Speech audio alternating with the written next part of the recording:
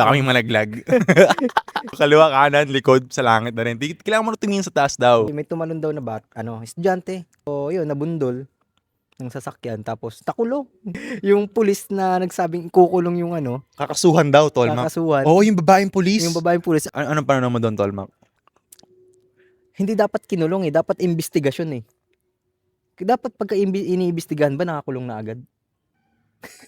Ba't kinulong? Hindi naman niya kasalanan, aksidente yun eh. Sa pagkakaalam ko lang, Tolmak, Sige. kinukulong kasi parte ng proseso. Due process, Tolmak. Ayun yung due process talaga. Oo, kapag may probable cause, pag may namatay, detention agad, automatic detention. Actually, bailable yung Tolmak. Pwede ka mag-bail. Ang kaso, kunwari taxi driver, yun na nga may butas nga. Hindi, pakuha ko ng ng abogado ko kasi may libre namang abogado eh. 'Di ba? May libre namang abogado yung government yata, 'di ba? May ganun ba sa atin? Oh, may libre. Tapos anong gagawin doon? Ano, kasalanan. ipagtatanggol mo yung sarili mo na wala ka namang kasalanan. Wala akong kailangan bayaran. Abala. Alam mo tol, mag-senador ka na lang. Umpisahan mo na. Kunwari senador ka ngayon, kunwari senador ka. Anong gagawin mo? Anong gagawin mong batas para maprotektahan yung driver?